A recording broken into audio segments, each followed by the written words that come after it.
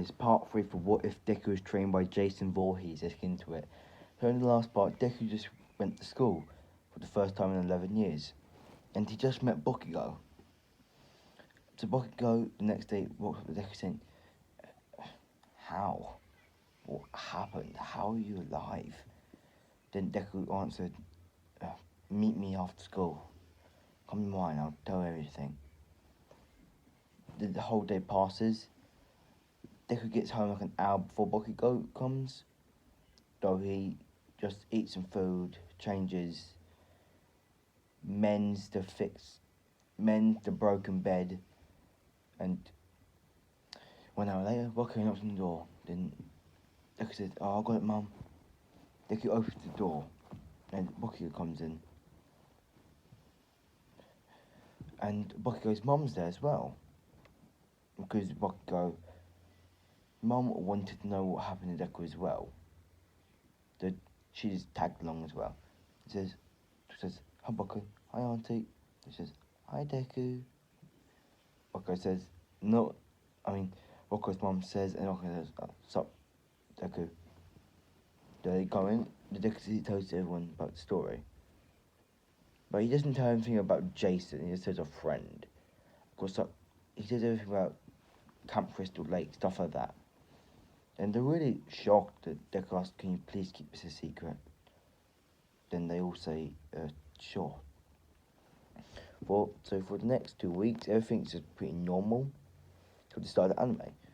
The teacher walks in the classroom saying, "I got these papers for your job applicants in the future." Then he just throws them up in the air saying, "Oh, who's kidding? I know you all want to be heroes." The Bakugo says, "Well, then he says to the teacher, "Don't involve me with these B classes." He says all that same stuff, but then he says, "Anyone whose butt Deku's gone to UA, get their ass beat." Then Deku says, "Don't worry, Bakugo, I'm going UA." And then, after school, Deku just is walking. Let's say he wants to head home faster, because he likes making weapons, sharpening his blade, stuff like that. Deku's walking through the tunnel, and Deku's just getting this really sense, because Jason taught him that when someone's behind him, stuff like that, because he's a hunter. Then Deku jumps back, dodging the sludge villain, trying to grab him. Then sludge villain says, "You got quite a nice body, kid. Don't mind if I take it." Sludge villain does that, but Deku always has his machete in school. Deku grabs his machete, slices the sludge villain right into half. Sludge villain says, "Nice try." He gets squatted back up, and Deku drops his machete. But Deku still gets suffocated, but then All Might saves him. Then Deku doesn't really fanboy. To be honest, he thinks like Jason as his idol. Deku says thank you to All Might, asks for his autograph, puts it away, and grabs the sword. Broke his machete, and All Might says, "Young man, why do you have a machete?" And Deku says, "Well, I just keep it. You know how things are. Precious to people."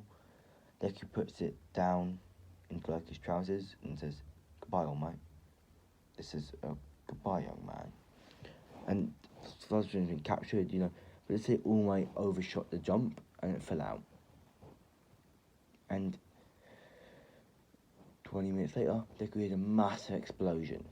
Deku runs over that explosion and he sees a kid being hostage. But he sees the pros doing nothing. So Deku realizes it's Bakugo. Deku says, "I gotta do something."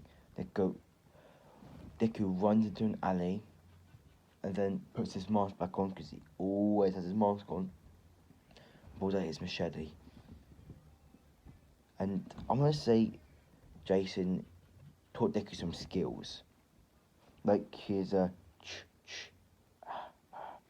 stuff like that. Because technically he does it like a scare tactic to make them uneasy. So everyone's just starting to shout, but then they just hear like an echo going, Then they just look around, and then there's some kid with in a grey black t-shirt walking to them with machete scraping across the ground. And they're seeing this noise saying, shh, shh. And Sludgeon says, I recognise that machete. But what's this intense fear and blood loss? Then Dutchman's like slowly letting go of Bucky because he's slowly realising, I can't take this guy. Sure, he's got machete, but his blood loss is out of control. And then Deku just says, shh, shh, and just books it in front of him. He's running like super fast. But Slytherin can even see him. Deku slices with all his strength, cutting Bucky out of it, and then grabbing it and throwing him back. And then all the pros just start swarming Slytherin. At the end of the attack, all the pros got Deku saying, that's so dangerous. And then say Death Arms said, what are you thinking, kid? And he tries to hit Deku. The knock on his head, but then Deku grabs his arm, makes him go to the ground. Deku says, well, at least I did something. Death Arms. Now, all the news that looking up saying, Death Arms, Death Arms, Death Arms. You say you're strong, but you're looking at a quirkless person, so you're breaking your arm. Death's like, ah! And but then he put saying, hey, it's Jason. The guy who saved the woman, the villain attack a couple of weeks back. And then Deku gets swarmed by one supporter saying, Jason, are you going to be out here regularly? Like stuff like that, answering questions about things. It says some really inspirational speech that he learned from like a book. You know, quoting something. A hero can never save someone all the time. You must always try to save people that are in front of you. And others, if they're far enough and you can see them, always push to save them as well. He says some like really emotional speech so that everyone starts like to love him even more. And Deku just walks off, but before that, Bakugo sees Deku. Well, not see, just goes after him. So he knows Deku has like that mask and always goes to his machete. And just recap, almost back in the crowd, Joe, and says, I know that machete. And almost goes for this intense bloodlust. Then he sees Deku save him, then says, he's so my successor. Then Deku's walking home. Wako says, thank you. You look really nice at tone. Thank you, Doria. Then he just runs off. Then almost says, I am here. Spits up blood and tells Deku will be my successor. All that. Everything but one for all, pretty much. Except all for one, stuff like that. Then I'm not going to say Deku actually says yes. Because he's always loved All Might. And actually, no, that's no. He actually says no. He almost says, what? Why not? Deku said to his friend, All Might, I promise my friend, with his training and power, I shall always be the strongest. With his power, I will always save someone. Others. And then Deku just walks past All Might saying, I'm very sorry, All Might. And he walks past him, heads home. Just before that, All Might says, do I at least know your name? Deku says, Zuko Midoriya. Just to meet you, All Might. And then that night, Nick gets home. He feels really weird. Like his hands start to shake a little bit, but that's it. But when he's asleep, he gets a dream. Then he just starts hearing Mother's voice. Midoriya. Jason's mother, by the way. Then Nick says, Mother. Then he just sees Jason burned up. Then he says, hello, Deku. Then Deku runs over, tackles Jason to the ground and hugs him as tears are forming. Then Jason says, Hey, little one, calm down. Then Dick says, I told you I'll always be with you. And that was literal. Then Jason says, I got a little gift for you. Then Dick says, but it's happened so fast. How are you even here? Then he tells him, while he was training, when you was asleep, I did a ritual on you. And Dick says, what ritual? Half my soul is in you, Deku. Dick says, what? I knew one day I would never live on, but I thought I could always help someone. Other people, if I somehow lived within you. And Deku saying, oh, thank you. He says, then Jason says, are you not freaked out or anything? Then Deku says, no. Dad. He says, don't, Dad. Then Jason starts getting some tears.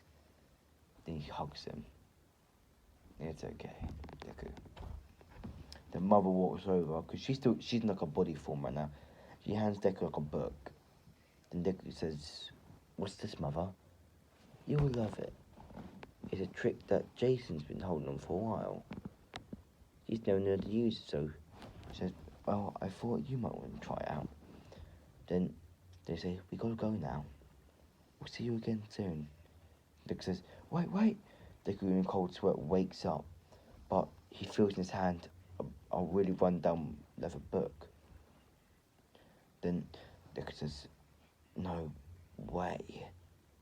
Then Deku opens the book and then he sees spells, incantations, and voodoo stuff, none of that.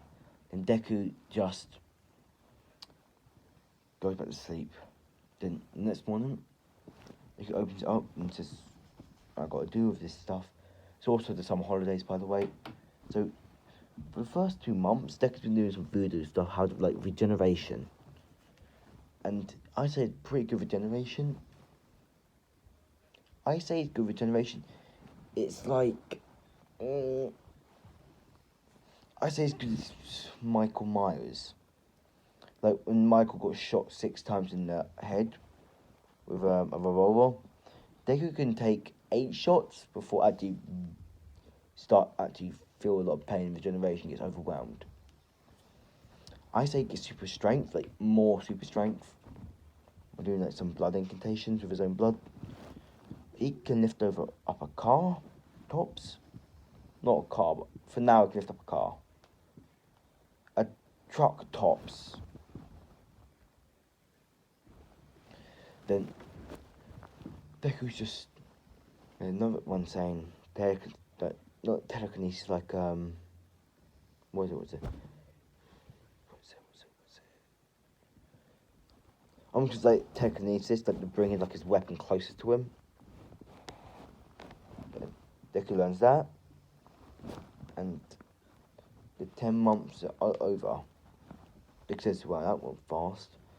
And Deku's got like a lot of incantation stuff like that, but he doesn't really have to say any of them. It's like a lot of voodoo magic. Jason even got like one saying he can't die, but he can, but he'll just be reborn like another thing. He can only do it once though. It's like that type of voodoo thing. So here comes the entrance exam. I won't say Deku's nervous because he believes he can do it. So Deku's just walking. Then he sees a girl by the trip, and this is gonna be Araka. Deku grabs her bag and pulls it back up. It says, "Are you okay?" And she starts to bluster. Yeah, I'm okay. Because she's got in her head saying, "Who is this guy?" He puts her down. He says, "Are you a teacher or something?" Deku starts to laugh a little bit. No, I'm actually trying to enter UA. It says, "Wait, you're a student?" Not a student like participating. Look at you. And Deku says, I believe I'm actually 15. And she's like, mouth wide open. Okay, see you around. Also, what's your name? She says, Zuka Midoriya. She says, I'll Raka. She has a smile and walks off. Deku says, well, that's confusing. Deku walks off and he sees Boki go. Then he sits down and he says, sup, Boki, go. And then Deku chats a little bit too loud, but then he just looks as President Mike says everything about Deku, but Deku isn't shy. He looks at Ida with a death glare. Well, not a death glare, like sit back down glare. Then Ida, like, reluctantly just sits back down because he's starting to feel a little bit of pressure on him. So he sits back down. And then the written exam starts, so he's practically just writing. I don't say Deku's not dumb or smart. I say he's like, he got a mid, I don't know, a mighty 12th place out of like 100 copper students. And I say that's pretty solid. Now it's the training, the fighting exam. Deku's stretching his muscles. But then Ida walks up to him from a different reason. Then he says, what was you doing? Then Deku says, sorry, who are you? And he says, I'm the one who stood up and said some stuff about you. Then he says, oh, you're him? Hey, don't worry about it, it's fine. Then he says, what did you do? Then Deku says, I'll tell you later. It says, what's your name? He says, Tenno Ida. Then he says, wait, man, you're a genuine little brother, aren't you? Then he says, yes. How? You know him or something? Yeah, I'm actually pretty good friends with him. Say hello to him around this. Then President Mike says, 3, 2, 1, go! They all run out the gate and Deku's running on blinding speeds. Well, not blinding speeds, like the human eye can barely see him pretty much. Deku's just punching the robots because he can't get his machete. Punching it and punching it and punching it. And then Deku is so strong right now, he's literally picking up the robots when they're still moving and throwing them at other robots. Deku literally picked up a car and threw it at another robot, hitting 4 of them. Shazam just started 2 minutes ago and got like 96 points. Then I said 2-3 more minutes go by, he's like 132. Then he's the 0 pointer. He's a bunch of people running, and then he's help, help. With his keen senses, thanks to Jason, he hears Rucker screaming for help. And Deku, with his hero mentality, runs out, full speed. And I say Deku didn't have time to pick up the rubble, but this is when something happens. Deku says, Jason, please help me. And then Deku's eyes just start to, one of them left eye starts to go completely black, like a black void. And Deku's hand literally goes, both his hands go up, and just when 0 point's about to step on him, yeah, Deku's holding up the 0 pointer with both his arms. And everyone's looking at him, like, the smoke's gone, saying, is he holding that up? They'll see him, like, with his hands pushing it up.